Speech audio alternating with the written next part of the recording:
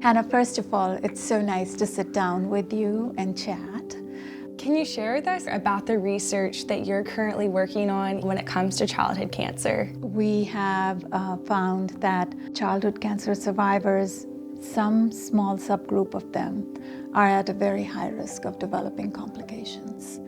And what I'm trying to do is to develop a blood test that when a newly diagnosed child with cancer comes in, we can do that blood test and decide whether they will be at high risk or not. With all our childhood cancer survivors, they grow up, they become independent. Will they remember to come back to their survivorship clinics or not and get the care for life that they need? That's why we need to educate them and teach them that these are the long-term complications that you're at risk for.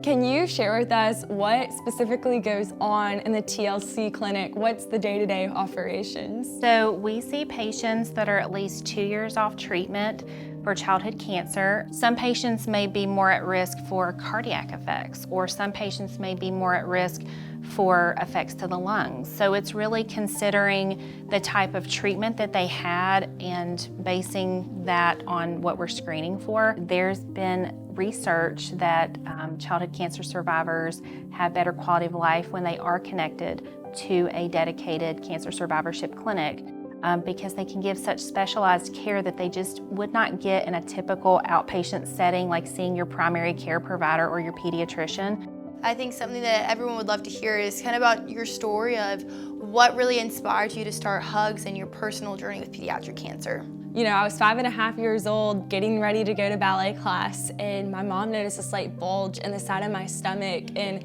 instantly her mom sense went off. She thought, okay, what is wrong with my child? What is she being faced with right now? And after some blood work and scans, that's when we found out that I had stage 3 nephroblastoma. And I'll never forget, within a week of my diagnosis, I was getting chemotherapy, starting radiation treatment, and it was really difficult for us to navigate, but something that we clung on to was hope and knowing that God had a plan through it all and that He was going to use this in some way for His glory and for His good. And so a few months later, had to have surgery to remove my left kidney, the tumor and part of my diaphragm, and I've been cancer-free for over 15 years. We founded H.U.G.S for Childhood Cancer back in 2019, focused on legislative awareness, family support, and community awareness, and it has been such a gift to watch it grow and see the amount of families that we've impacted, but also getting every single person engaged in the fight against childhood cancer.